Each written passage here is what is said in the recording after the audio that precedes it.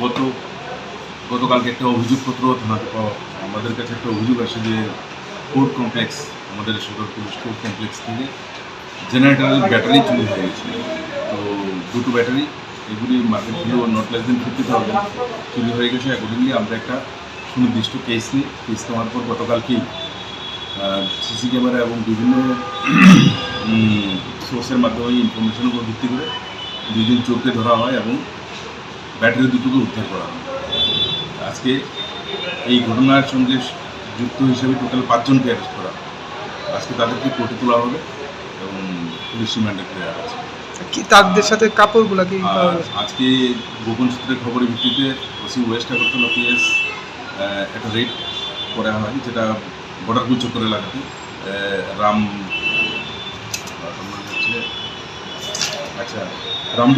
জয়দুর্গাপাড়া জয়দুর্গাপাড়ার আমন চৌহানের বাড়িতে রেড করা হয়। সেখানে ওর বাড়িতে সন্দিগ্ধ কিছু জিনিস থাকার কথা ছিল এবং অ্যাকর্ডিংলি ওইখান থেকে দুটো বড় বড় মানে বক্স বা পেটি বলুন যাই বলুন, এগুলো পাওয়া গেছে, যেগুলোর মধ্যে 62টা বেনারসি কাপড় পাওয়া গেছে, যেগুলো কোনো সাপোর্টিং কোনো ডকুমেন্টস, মেমো কোনো কিছুই পাওয়া যায়নি। ইভেন আমন চৌহানও ঘটেছিল, ওকে পাওয়া যায়। তো এগুলিকে সিজ করা হয়েছে এবং এটার উপর ইনভেস্টিগেশন স্টার্ট করা হয়েছে। কাপড়গুলির বাজার মূল্য নট লেস দেন 3.5 লাখ।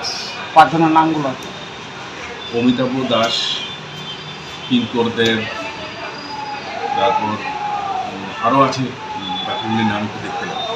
কি ধারা নেওয়া হয়েছে তাদের? চুরি কেস, বিএনএসএ চুরি অভিযোগ।